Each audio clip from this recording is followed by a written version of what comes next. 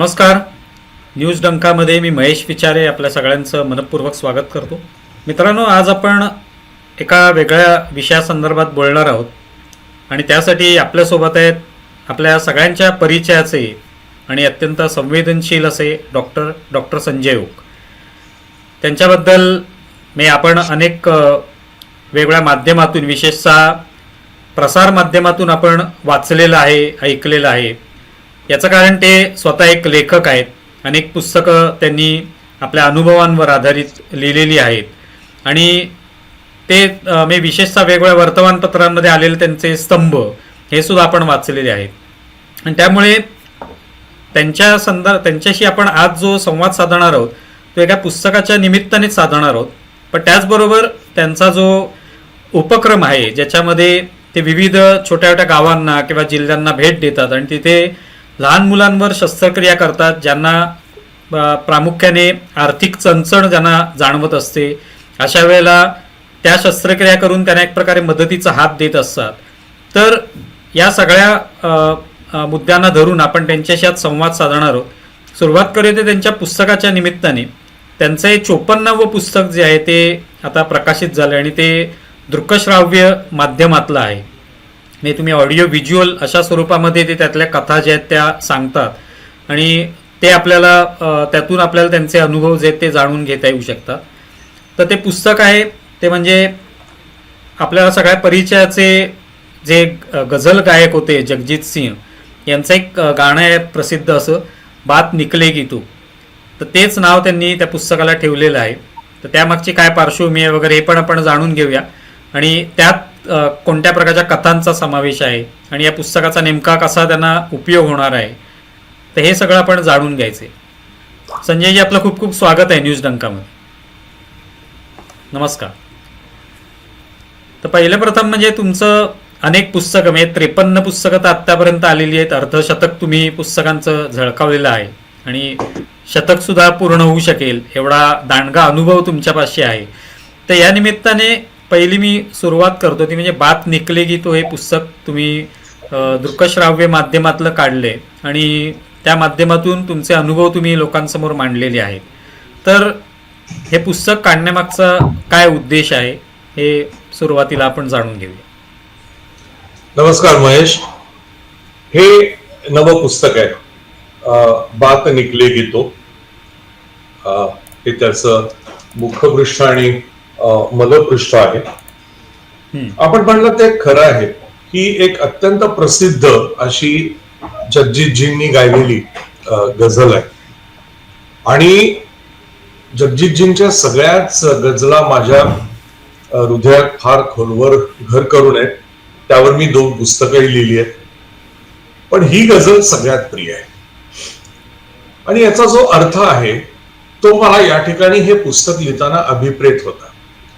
बात निकलेगी तो दूर तलक जाएगी. काय होतं, काम करताना मग ते काम ऑपरेशन्स असतील, रुग्णांच्या बरोबरचे संवाद असतील, जे वेगवेगळे महाराष्ट्राच्या अंतर्भागामध्ये जी शिबिरं करतो ती शिबिरं, तेव्हा भेटलेले लोक, कधी सहयोगी डॉक्टर तर कधी रुग्णांचे नातेवाईक, कधी ऍडमिनिस्ट्रेशनच्या खुर्चीत बसल्यावरती समोरच्या माणसांनी केलेल्या विनंत्या, असे वेगवेगळे ज्याला आपण एक जर्म म्हणू शकतो की विचार करायला एक कुठेतरी एक छोटासा बिंदू मिळतो. आणि माझी एक सवय आहे की जेव्हा असा एखादा बिंदू मला मिळतो तेव्हा तो माझ्या मनात घर करून राहतो. पण मी पुढचे जवळजवळ 2-2.5 दिवस एखाद्या बैलानं चारा खाऊन रवंथ करावा असं त्या जर्मवरती, त्या एका वाक्यावरती मी विचार करतो आणि मग त्यातनं जी विचारांची मालिका तयार होते त्याच्यातनं एक लेखांक किंवा विचारांक असं आपण म्हणू हा तयार होतो. अशा या पुस्तकामध्ये गेल्या वर्षभरातले जवळजवळ 32 विचारांक आहेत जे तुमच्या माझ्या आयुष्याच्या अवतीभोवती घडणार आहे. असं काही आग्रह नाहीये की ते रुग्णालय किंवा वैद्यकीय परिघातलेच आहेत असंही नाही. बदलणारी पुढची जनरेशन, माझी नातवंड जी मला रोज नवीन काहीतरी शिकवतात आणि आबू तुला एवढं कसं येत नाही असं बिनदिक्कतपणे विचारतात. किंवा अनंत चतुर्दशीच्या दिवशी लालबागचा राजा तराफ्यावरती चढायला आणि तराफा समुद्रात स्थीन व्हायला नकार देतो, मग त्यातून झालेलं विचारांचं मंथन, असे वेगवेगळे जम्स आहेत. त्याच्यातनं जे मांडलेले विचार आहेत ते सर्वथा टिकणारे आहेत. आणि हे सगळे लेख जे आहेत हे थोडेसे स्फुट, स्पष्ट आणि छोटे खाणी आहेत, ज्याला आपण इंग्रजीमध्ये शॉर्ट अँड क्रिप्टिक असं म्हणतो, अशा स्वरूपाचं आहे. कोणताही लेख 1.5-2 पानाच्या पलीकडे जात नाही. त्याला एक अत्यंत उचित अशी चित्र काढलेली आहेत. चित्र 2 प्रकारची आहेत. एक आर्टिफिशियल इंटेलिजन्स AI वापरून जनरेट केलेली चित्र आहेत आणि एका उमद्या कलाकारानं तयार केलेली हस्तचित्र आहे. या दोन्हींचा मिलाप त्याच्यामध्ये आहे. थोडक्यात ही जी माझ्या मनामधली बात होती गेले 10 महिने, ती बहुत दूर तलक जाएगी, हे जेव्हा पुस्तक नोव्हेंबर महिन्यामध्ये आम्ही प्रकाशित केलं त्या स्वरूपामध्ये त्याचं शीर्षक ते उचित ठरलं. इतकंच नाही, मला अनेकांनी, मला माझ्या आईनंच विचारलं की पुस्तक मराठी आहे तर नाव हिंदी का. मी म्हटलं, आई, ही माझी अत्यंत लाडकी गझल आहे आणि हाच ह्या पुस्तकातनं व्यक्त होणारा विचार आहे की मनात असलेली एक बात जी होती ती बहुत दूर तलक चली गई. आणि महेश, गंमत सांगतो, आता जेव्हा याच्या प्रती मी अनेकांना पाठवल्या, हे पुस्तक महेश विकण्यासाठी नाही, त्याची जी निर्मिती मूल्य आहेत, आपण सगळेच जण मीडियामध्ये काम करतो, त्याची निर्मिती मूल्य ही इतकी उच्च आहेत की त्याची सेलिंग कॉस्ट खूप झाली असती आणि मला ते आवडलं नसतं. त्याच्यामुळे हे माझ्या मित्रांना, माझ्या सुहृदांना, तुमच्यासारख्या पत्रकार मित्रांना, अनेक वाचकांना, रुग्णाच्या नातेवाईकांनी जर विचारलं की सर आम्हाला एक कॉपी देता का, तर माझं ऑफिस ते पाठवून देण्याची जबाबदारी उचलतं. पण आम्ही आपला एक उपक्रम काय केलाय, तर आपण ज्याचा उल्लेख केला किंवा आपण नंतर आता त्याच्याबद्दल विस्ताराने बोलू. महाराष्ट्राच्या अंतर्भागामध्ये आम्ही दर रविवारी ज्या शस्त्रक्रिया करतो त्यातल्या काही शस्त्रक्रिया तिथे करण्यासारख्या नाही. त्या मुलांना आणि त्यांच्या पालकांना आम्हाला ठाण्याला माझ्या रुग्णालयामध्ये आणावं लागतं. तर याच्यात काही खर्च अंतर्भूत आहे. शस्त्रक्रियेचा खर्च नसतो, पण प्रवास, आई वडिलांचं जेवण खाण, बाळ 5 दिवस आमच्या बरोबर राहतं, त्याचा काही मूलभूत रुग्णालयाचा खर्च, याच्यासाठी आम्ही कितीही फ्री म्हटलं तरी कोणतीही गोष्ट तशी फ्री होत नाही. मग याच्यासाठी काहीतरी कॉर्पस, धनराशी निर्माण व्हावी म्हणून शिशु शल्य प्रतिष्ठान किंवा शिशु शल्य सेवा या नावाने एक प्रतिष्ठान स्थापन केलेलं आहे. आणि हे जे प्रतिष्ठान आहे, हे प्रतिष्ठान हे शिशु शल्य सेवा या प्रतिष्ठानाचा हा लोगो केलेला आहे. आणि हे प्रतिष्ठान universal sports and cultural foundation अशा एका मोठ्या प्रतिष्ठानाच्या छत्रछायेखाली आहे. त्याला सगळी इन्कम टॅक्स आणि जी काही त्याची बेनिफिट्स असतात, देणगीदाराला मिळणारी, ती त्याच्यामध्ये मिळतात. तर म्हणून मी ह्या पुस्तकाला पाठवताना एक छोटस पत्र लिहितो की आपल्याला जर हे पुस्तक आवडलं आणि आपल्याही मनामध्ये नेमकी तीच बात निर्माण झाली जी मला अभिप्रेत होती, तर आपल्या इच्छेनं, आपल्या शक्तिमतीनुसार जी देणगी पाठवायची ती त्या ट्रस्टला पाठवा. कारण तो जो कॉर्पस ग्रो होतो त्याचा उपयोग करून आम्ही अधिक ऑपरेशन्स करू शकतो. सो एका बाजूनं थोडीशी साहित्य निर्मिती आहे आणि दुसऱ्या बाजूनं चांगल्या उद्देशासाठी, उपक्रमासाठी धनराशी वाढवण्याचा केलेला हा एक छोटेखानी प्रयत्न. आता तुम्ही म्हणाला त्या पद्धतीने या पुस्तकाच्या विक्रीतून काही खूप मोठी धनराशी उभारणं किंवा हा उद्देश नाहीच आहे त्याच्या मागचा. तर मुळात ही जी तुमचा जो उपक्रम आहे किंवा शिशु शल्य सेवा हा जो उपक्रम आहे, तर हा लोकांपर्यंत पोहोचावा आणि लोकांकडून जे काही त्याला सहाय्य होऊ शकेल ते त्या निमित्ताने मिळावं हा उद्देश आहे. तर मुळात थोडंसं त्याविषयीच सांगा की ही जी संस्था आहे शिशु शल्य सेवा हा जो उपक्रम आहे हा तुम्ही कधी सुरू केला, त्यामागचं काय कारण होतं आणि कधीपासून ते प्रत्यक्षात यायला सुरुवात झाली? तर महेश, सगळ्यांना माहितीये मी बृहन्मुंबई महानगरपालिकेमध्ये जवळजवळ 28 वर्ष नोकरी केली आणि जी तिन्ही प्रमुख रुग्णालय आहेत, सायन, नायर आणि केईएम, त्या प्रत्येक रुग्णालयामध्ये मी अंदाजे 9 वर्षाचा काळ घालवलेला आहे. आणि शेवटची 8 वर्ष मी नायर रुग्णालयाचा डीन, नंतर केईएमचा डीन आणि डायरेक्टर होतो. त्याच्यानंतर मी डी.वाय. पाटील विद्यापीठाचा कुलगुरू झालो.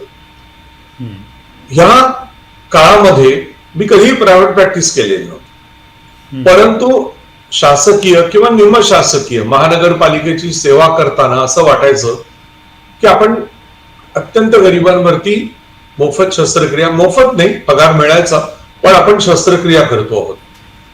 ज्या वेळेला मी महानगरपालिका सोडली त्यावेळेला मला माझी शस्त्रक्रिया, सर्जरी चालू ठेवणं ही माझी आंतरिक गरज होती. आणि मग मी असा निर्णय घेतला की त्यातनं काय पैसे मिळतात ह्याच्याकडे बघायला नको, पण आपण जे रुग्ण आपल्यापर्यंत पोहोचू शकत नाहीत अशा रुग्णांपर्यंत पोहोचण्याचा आपण प्रयत्न करूया. माझ्यासारखेच माझे काही समविचारी सर्जन मित्र होते, काही जणांची नावं मला आवर्जून घ्यायला पाहिजेत. डॉक्टर राकेश शहा म्हणून आहेत, डॉक्टर पारस कोठारी म्हणून आहेत, डॉक्टर अभय गुप्ता आहेत, आणि फार मोठ्या संख्येनं माझ्याबरोबर काम करणारे माझे तरुण रजिस्ट्रार, रेसिडेंट डॉक्टर्स जे असतात ते डॉक्टर्स आहेत. आणि मग मी ही कल्पना सगळ्यांनीच उचलून धरली आणि आम्ही कामाला प्रारंभ केला. आमचं असं ठरलं होतं की रजा बिजा आपण घ्यायच्या नाहीत, कोणी रविवारचा दिवस वापरायचा, म्हणून आम्ही मुंबईच्या जवळची ठिकाणं निवडली. शहापूरला आम्ही जायला लागलो. आज गेली 11 वर्ष आम्ही शहापूरला जातो आणि आम्ही अलिबागला जायला लागलो. अलिबागला आम्ही बोटीनं जायचो आणि शहापूरला आम्ही लोकलनं जायचो. आणि मग तिथे जाऊन जे शासकीय रुग्णालय आहे, आम्ही संपूर्ण आमचा उपक्रम आजवर महाराष्ट्र गव्हर्नमेंटच्या बरोबर केलेला आहे. महाराष्ट्र गव्हर्नमेंटने आमच्या नावानं ऑर्डर काढलेली आहे की ह्या मंडळींना ह्या शस्त्रक्रिया आपल्या रुग्णालयामध्ये करण्याची अनुमती आहे आणि ती दरवर्षी रिन्यू केली जाते. पण शहापूरला उपजिल्हा रुग्णालय आहे, तिथून सुरुवात झाली आणि आम्ही साधारणतः 12-15 ऑपरेशन तिथे करायचो. मी ओपीडी चालवायचो. ओपीडी मध्ये 40-45 रुग्ण यायचे. आणि तेव्हा लक्षात आलं की 2 गोष्टी आहेत. आपण ज्या प्रकारची ऑपरेशन्स करतो, म्हणजे कोणती, तर 1 दिवसाच्या बाळापासून 12 वर्षापर्यंत फक्त हृदय सोडून, कारण हृदयाच्या गोष्टी हृदयाचे सर्जन करतात, सो ते सोडून बाकीची जी ऑपरेशन्स आहेत ती सगळी आम्ही मंडळी करतो. त्यातली काही ऑपरेशन्स ही 1 दिवसीय शस्त्रक्रिया आहे, म्हणजे आम्ही ऑपरेशन करतो, संध्याकाळी मूल घरी पण जाऊ शकतो. काहींना मात्र आम्ही त्यांच्याबरोबर पुढचे 5 दिवस असण्याची आवश्यकता असते. मग आम्ही वर्गीकरण करायला लागलो की ह्या ज्या 5 दिवसीय शस्त्रक्रिया आहेत ह्या कॅम्पमध्ये नाही करायच्या. ह्यांना आपण मुंबईला किंवा ठाण्याला घेऊन यायचं आणि मुंबईला एकतर सायन रुग्णालय, जिथे मी अजूनही काम करतोय, आणि माझं जे एक धर्मादाय रुग्णालय आहे, कौशल्य मेडिकल फाउंडेशन ट्रस्ट हॉस्पिटल, इथे आम्ही या शस्त्रक्रिया करतो. ह्याच्यामध्ये ना एक आपण जर मॅनेजमेंटच्या विचारातनं जर एक मॅट्रिक्स इमॅजिन केला तर 4ही कॉर्नर्स मध्ये विन विन सिच्युएशन होती. गव्हर्नमेंटला आनंद होता कारण गव्हर्नमेंटची हॉस्पिटल, गव्हर्नमेंटची ऑपरेशन थिएटर्स ही वापरली जात होती. रुग्णाला आनंद होता कारण अदरवाईज त्यांच्या या शस्त्रक्रिया कधी झाल्याच नसत्या, त्या होऊन गेल्या, त्याच्याबद्दल त्यांना खर्च करावा लागला नाही. मला आनंद होता कारण माझं जे उद्दिष्ट होतं त्याची पूर्तता होत, आणि माझ्या विद्यार्थ्यांना आनंद होता कारण त्यांना अधिक शिकायला मिळत होतं आणि ते ऍक्च्युअली समाजात जाऊन काम करत होते. मग आम्ही असा निर्णय घेतला की आपण आपलं स्फिअर वाढवायचं, आपण आपली व्याप्ती वाढवायची. आणि आज मला सांगायला आनंद होतोय की आम्ही वाडा मोखाडा, अलिबाग, चिपळूणच्या जवळ देरवण आहे, तिथे पण मी 12 वर्ष काम केलेलं आहे जवळजवळ, कोविड सुरू व्हायच्या आधी. त्याच्यानंतर सोलापूर, त्याच्यानंतर सातारा, वडूज, उमरस आणि बारामती, या सगळ्या ठिकाणी आम्ही शिबिरं करतो. अंदाजे वर्षाकाठी 1000 ते 1200 ऑपरेशन्स होतात. अच्छा. आणि ह्याच्यासाठी जी धनराशी लागते ती धनराशी निर्माण करण्यासाठी मी माझा क्राऊड फंडिंग आणि सर्वसामान्य मदत करतात ह्याच्यावर माझा प्रचंड विश्वास आहे. तेवढ्यासाठी या ट्रस्टची निर्मिती केली गेली आहे. आणि त्याच्यासाठी मग कधी एखादा ऑर्केस्ट्रा करतो, त्यातनं 1-2-2.5 लाख रुपये मिळतात. कधी लोकांनी पाठवलेले डोनेशन्स मधून मिळतात. कधी माझे जे सदन पेशंट्स आहेत, जे प्रायव्हेट पेशंट्स आहेत, ते म्हणतात की सर आम्ही ट्रस्टला, आमच्या मुलाचं चांगलं झालं, आम्ही ट्रस्टला आणखीन 5 मुलांच्यासाठी सपोर्ट करतो. अशा पद्धतीनं ती साखळी बिल्ड होते आहे आणि काम वाढत जात आहे. आता तुम्ही म्हणालात की सुरुवात तुमची अलिबागमध्ये तुम्ही सुरुवात केली, किंवा मला वाटतं वाड्याला सुरुवात केली, शहापूरला. तर तिथून मग आज तुम्ही अनेक गावांमध्ये किंवा शहरांमध्ये किंवा प्रामुख्याने ग्रामीणच भाग आहे, त्या ठिकाणी तुम्ही पोचलेला आहात आता. तर कसं वाटतंय, मी आज समाधान कितपत वाटतं की आपण जे सुरू केलं होतं काम, एक जनहिताच्या उद्देशाने, लोकांचं हित त्याच्यातून साध्य होईल या उद्देशाने सुरू केलं, पण आता म्हणजे पसारा वाढलेलाच आहे, म्हणजे जबाबदारी पण वाढलेली आहे, पण तरी त्याच्या मागे समाधान पण असेल?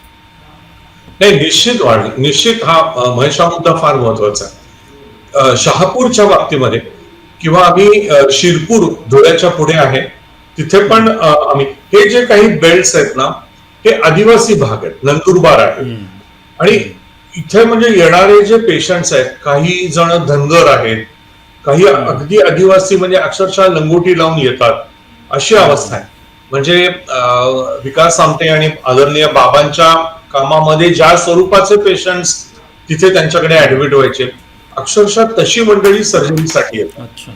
अनेकदा त्यांनी आमच्याकडे येण्याच्या आधी गावठी किंवा वैद्यूचे उपचार केलेले असतात. ते इतके भयंकर असतात, म्हणजे आता हर्नियासारखा आजार आहे जो लहान मुलांमध्ये खूप दिसतो, आणि जे ऑपरेशन करायला मला अक्षरशः मोजून 8 मिनिटं लागतात, आणि एका दिवसात आम्ही कितीतरी करू शकतो. ते ऑपरेशन न करता मांडीमध्ये त्या भागावर तापलेल्या बिब्याचे चटके दिलेले असतात. हे जेव्हा आपण बघतो ना, तेव्हा मला एक विचार नेहमी मनात येतो की स्वातंत्र्य प्राप्ती होऊन आज जवळजवळ 77-78 वर्ष झाली आहेत. खूप प्रगती वैद्यकीय विश्वानं केली आहे, पण तरी आमची ही प्रगती आम्ही खऱ्या अर्थानं भारतीय असलेल्या तळागाळातल्या माणसापर्यंत नेऊन पोचवू शकलो नाही होतो. And it is the failure of the system. मला कुठल्याही राजकीय पक्षाला काही बोलायचं नाहीये, पण it is the failure of the system to reach up to the door steps of common people. आणि हा जो प्रकार आहे ना महेश, हा केवळ आदिवासी आणि गरिबांपुरता नाहीये. अगदी ठाणा, भांडूप इथून पेशंट्स येतात जे मध्यम वर्ग किंवा निम्न मध्यम वर्गामधले आहेत, पण ज्यांच्याकडे क्वालिफाईंग रेशन कार्ड किंवा पेपर्स नाहीये. कारण क्वालिफाईंग रेशन कार्ड किंवा पेपर असेल तर प्रश्नच विचारला जात नाही. त्याच्यापेक्षा ते जरा वरच्या लेवलचे आहेत, पण तरी ते वैद्यकीय सेवा अफोर्ड करू शकत नाही. त्या सगळ्यांच्याकडे इन्शुरन्सेस नाही आहेत. दुसरी गंमत अशी आहे की आज माझ्या रुग्णालयाला 32 इन्शुरन्स कंपन्या संलग्नित आहेत, पण ह्यातल्या अनेक कंपन्या लहान मुलांच्या अनेक ऑपरेशनच्या बाबतीत इन्शुरन्स कव्हरेज द्यायला नकार देतात. म्हणजे हा एक वेगळाच डिस्कशनचा आणि फरक घडवून आणण्याचा विषय आहे. मग पंचायत अशी होते की त्या रुग्णांना, ज्याला इंग्रजीमध्ये आपण आउट ऑफ पॉकेट एक्सपेन्स, म्हणजे रुग्णाला स्वतःच्या खिशात हात घालूनच ती शस्त्रक्रिया करून घेणं गरजेचं असतं, आणि तेवढे पैसे त्यांच्याकडे नसतात. तर ही जी गळचेपी कधी कधी निम्न मध्यम वर्ग समोर जातो आहे, ह्याला सुद्धा आम्ही ट्रस्ट मधनं मदत करू शकतो. तर ह्याची मोठ्या प्रमाणात गरज आहे. मला समाधान कुठल्या ह्याचं आहे की सुरुवात मी एकट्यानं केली होती. 2012 साली महानगरपालिकेमधनं मी जेव्हा कुलगुरू झालो तेव्हा मी देरवणला वालावलकर रुग्णालयामध्ये अशा प्रकारच्या शस्त्रक्रियांना प्रारंभ केला. मी एकटाच जायचो, आणि साधारणतः त्यावेळेला 21-22 शस्त्रक्रिया व्हायच्या दिवसाला. आज काय झालंय, आज माझ्याबरोबर जवळजवळ 14 ते 16 डॉक्टरांचा संच आहे. त्यामुळे आम्ही टीम्स करू शकतो की आमची ही टीम सोलापूरला जाईल. आज मी तुमच्याशी बोलतोय तेव्हा एक टीम सोलापूरला ऑपरेट करते आहे. उद्याच्या रविवारी आमची दुसरी टीम, आम्ही लोक शहापूरला जाणार आहोत. सो काम करणारे लोक वाढल्यामुळे टीम्सचं डिव्हिजन होऊन आम्ही एकाच महिन्यामध्ये 2, 3, 4 सेंटर्स कव्हर करू शकतो आणि त्यामुळे आम्हाला आमच्या कामाची व्याप्ती वाढवता आली आहे. हा, जबाबदारी निश्चित आहे, कारण शेवटी सर्जरी आणि मूल म्हटल्यावरती जबाबदारी असते. म्हणून सगळे कॅम्प्स हे प्रोफेसर लेवलच्या डॉक्टरनी कंपनी केलेले असतात. असं कधीच होत नाही की ज्युनियर डॉक्टर ऑपरेशन करतोय अँड ही इज अनकव्हर्ड और अनसुपरवाइज, असं नाहीये. त्याच्यामध्ये मोठ्यात मोठे जे तज्ञ डॉक्टर्स आहेत, त्याच्यात मी असेल, डॉक्टर कोठारी असतील, डॉक्टर राकेश शहा असतील, गुप्ता असतील, कोणी ना कोणी, one out of us is always there to supervise.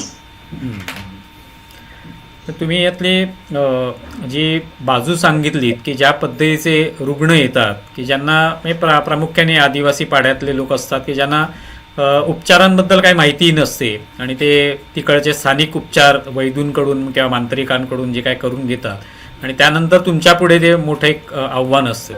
तर मला काही अशा काही कथा असतील, म्हणा कथा म्हणण्यापेक्षा तुम्ही केलेले उपचार, तशा काही गोष्टी 1-2 ऐकाव्याशा वाटतील का लोकांपर्यंत पोचवाव्याशा वाटतील की जेणेकरून लोकांनाही समजेल की कशा पद्धतीच्या रुग्णांचा सामना तुम्हालाही करावा लागतो आणि तुम्हालाही ते आव्हान तुम्ही पेलता आणि त्यातून त्यांना बरं करण्याचा प्रयत्न करता. आता मी दाखवण्याचा प्रयत्न करतो.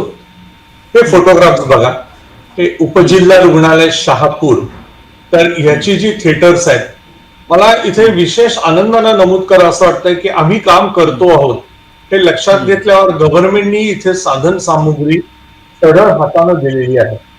म्हणजे उपजिल्हा रुग्णालयासारख्या ठिकाणी गव्हर्नमेंटनी ही थिएटर्स मॉड्युलर थिएटर्स केलेली आहेत, जी अत्याधुनिक आहेत. आणि मी ओपीडीत बसतो, हे बघा, ही अशी मुलं येतात, कपडे सुद्धा अंगावर नसतात, पण त्यांना त्याची तमा नसते आणि ह्यातनं जो आनंद मिळतो ना, तो कितीही पैशांच्या पलीकडचा असतो. आपण एक गोष्ट मला विचारली,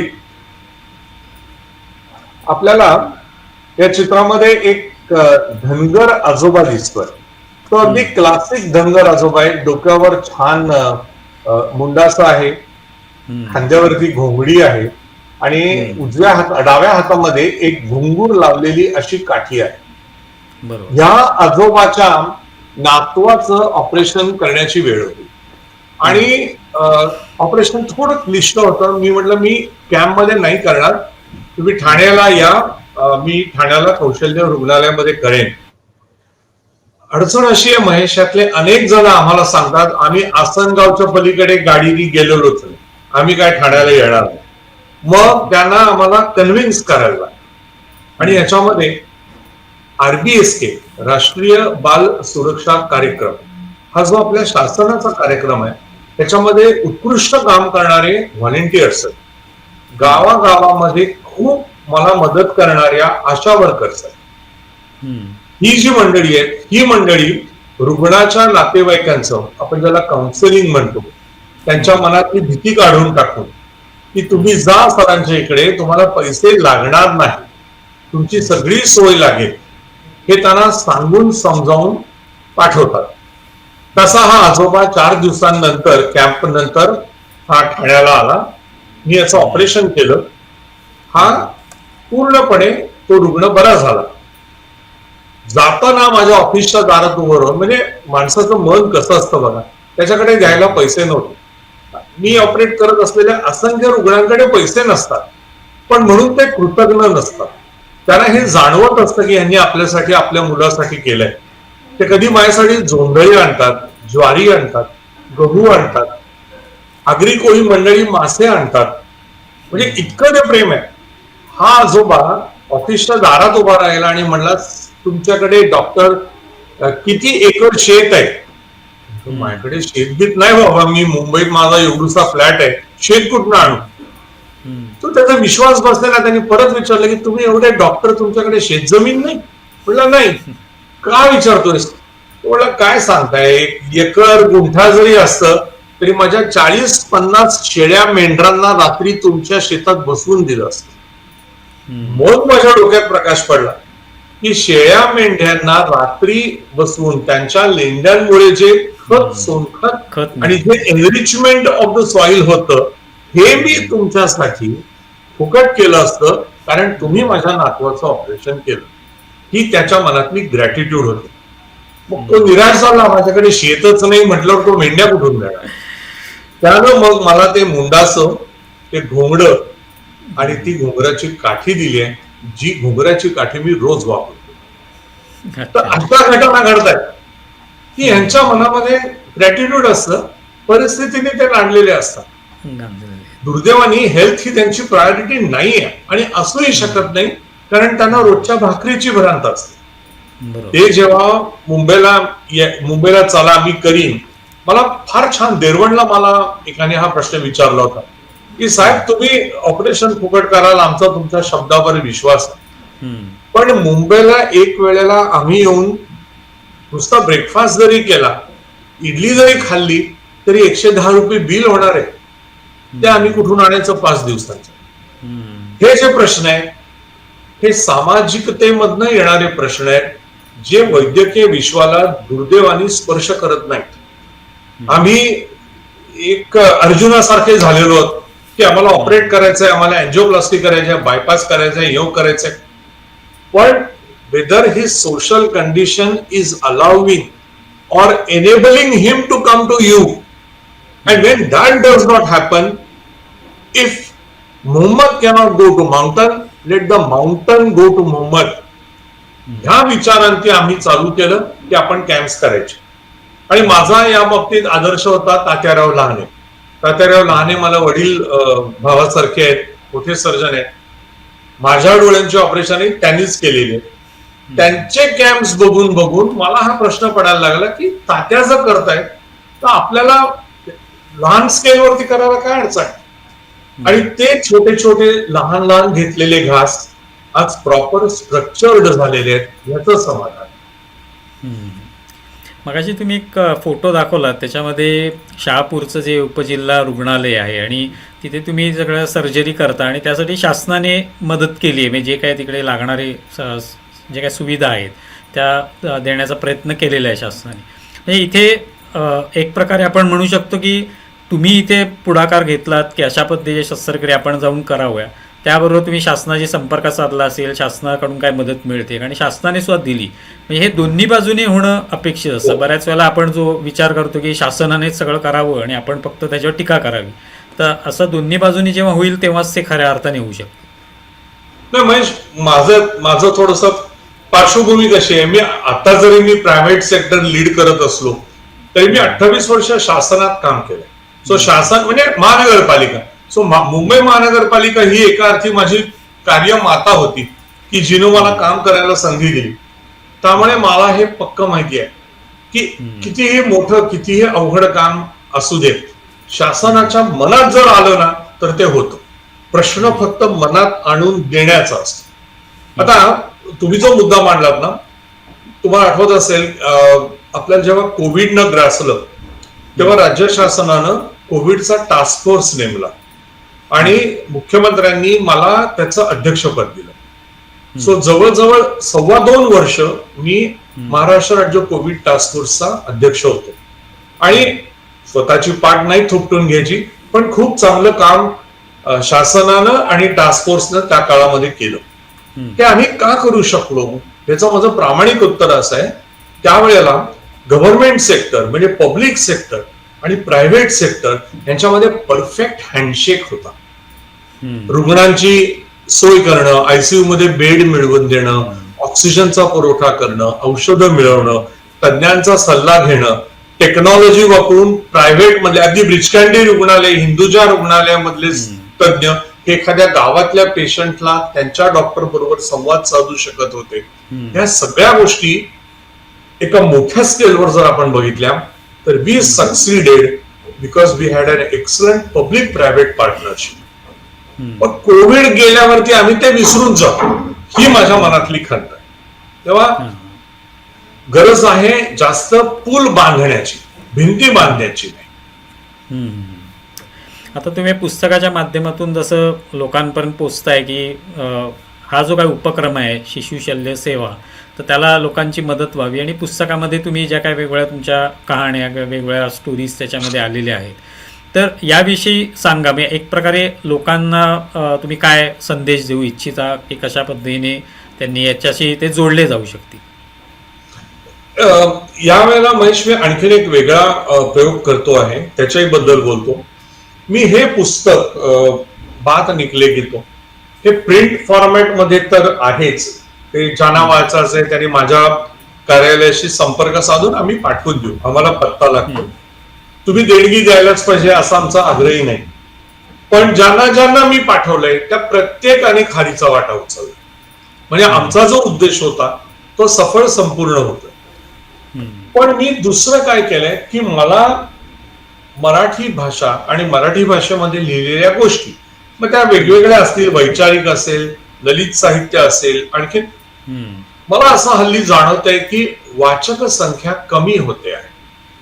म्हणजे ती केवळ मराठीने इंग्रजीतही कमी होते आहे. ह्याचा परिणाम असा झालाय की पुस्तकं छापणारे जे मोठे मोठे पब्लिशिंग हाऊसेस आहेत त्यांचा जो प्रिंट रन असतो 500 घ्यायची, 1000 घ्यायची, 1500 घ्यायची, हा हळूहळू आक्रसायला लागलेला आहे. कारण वाचक वर्ग कमी झाला. आता आमच्या घरामध्ये पूर्वी म्हणजे अगदी असं दर महिन्याला की आपण एक 2 ते 3 हजाराची मराठी पुस्तकं विकत घ्यायचीच. त्यामुळे माझं पुण्यामधलं जे घर आहे ते जवळजवळ 6000 पुस्तकांनी भरलेलं आहे. त्याच्यात बाकी काही नाहीच आहे. कपाट I mean that just overflowing with books. आणि माझ्या आईनं छान नंबर घातलाय, तारीख घातलाय, एखादी लायब्ररी व्हावी असा तो एक संग्रह झालाय. पण हे हल्ली सर्वथैव दिसत नाही. मग मी जेव्हा माझ्या विद्यार्थ्यांचा जे 20-25 आहेत, माझ्या असं लक्षात आलं की टेक्स्टबुक ऑफ सर्जरी सुद्धा ते वाचत नाहीये. मग ते काय वाचतात?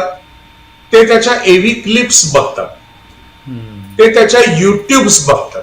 सर उद्या अमुक सर्जरी आपण करतोय ना, मग मी म्हणतो वाचून आलास तर सर्जरी करायला दे. तो म्हणतो नाही सर मी युट्यूब वरती बघून येतो. आता हे जे उत्तर आहे ना, हे माझ्यासारख्या 60तल्या सर्जनला जाग करतो आणि माझ्यातल्या लेखकालाही जाग करतो की यापुढे नुसतं लिहून लोक विकत घेतील, वाचतील हे नाही घडणार. म्हणून मी असा निर्णय घेतला की हे पुस्तक आपण ऑडिओ व्हिज्युअल फॉर्मॅट, दृकश्राव्य माध्यमामध्ये आणायचं. आणि आता त्याचं काम चालू आहे. मी चक्क माझं काम थांबवून आठवड्यातनं 1 दिवस 1.5-2 तासासाठी प्रोफेशनल स्टुडिओ बुक केलेला असतो. तिथे मी जातो, बसतो आणि दर एपिसोड मध्ये, म्हणजे आम्ही त्याला एपिसोडच म्हणतो, 10 एपिसोड्स मध्ये हे पुस्तक रिलीज होईल. 2 एपिसोड ऑलरेडी झालेले आहेत. दर आठवड्याला 1 एपिसोड रिलीज होतो. या आठवड्यातला एपिसोड उद्या रिलीज होईल आणि प्रत्येक एपिसोड मध्ये 3 विचारांक किंवा 3 लेख मी स्वतः ते उद्धृत करतो, नॅरेट करतो. मग त्याचं जे एक नॅरेशन जे आहे त्याचं महत्व लोकांना, ते लोक म्हणतात की आम्ही गाडी चालवताना ऐकतो. मग माझा उद्देश पूर्ण होतोय ना. पुस्तक विकत घेऊन वाचून केलं काय, किंवा नॅरेशन ऐकून, किंवा युट्यूब मध्ये संध्याकाळी घरी गेल्यावरती बघितलं काय. द पर्पज इज तर. म्हणून या पुढची जी पुस्तकं आहेत ही एव्ही फॉर्मॅट मध्येही आणण्याचा मानस आहे. आणि त्याची पहिली एक टेस्ट केस हे बात निकले की तो मध्ये होते आहे. बरोबर, छानच उपक्रम आहे. आता या निमित्ताने एक विचारावं असं वाटतं की म्हणजे आता तुम्ही जसं म्हणालात की सुरुवात तुम्ही एकट्यानेच केलीत, नंतर हळूहळू अनेक डॉक्टर त्याच्याशी जोडले गेले. आज मी अनेक जिल्ह्यांपर्यंत तुम्ही पोचलेला आहात.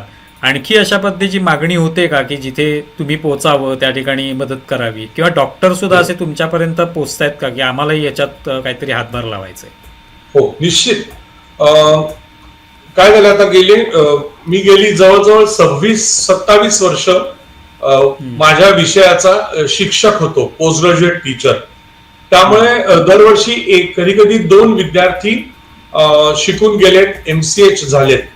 ते महाराष्ट्राच्या आणि भारताच्या वेगवेगळ्या पॉकेट्समध्ये काम करतायत. म्हणजे जेव्हा शिरपूरला आम्ही कॅम्प केला त्यावेळेला धुळ्याला प्रॅक्टिस करणारा माझा विद्यार्थी, तर तो त्याची प्रॅक्टिस बंद ठेवून एक दिवस शिबिरासाठी आला.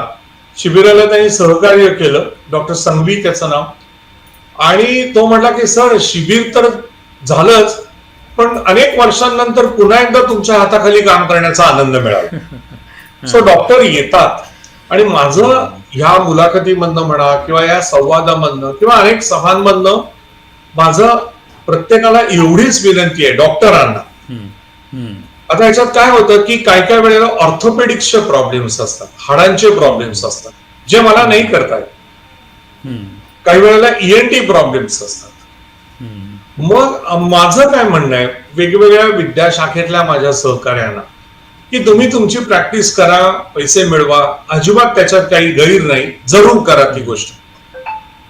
एक दिवस महिन्यातला एक रविवार, मी 4 रविवार करतो ते सोडून द्या, पण महिन्यातला एक रविवार तुम्ही तुमच्या घरापासून फार लांब नका जाऊ, 50 ते 80 किलोमीटरचा परीघ बघा महाराष्ट्राचा आपला, आणि तिथे तुम्ही जा.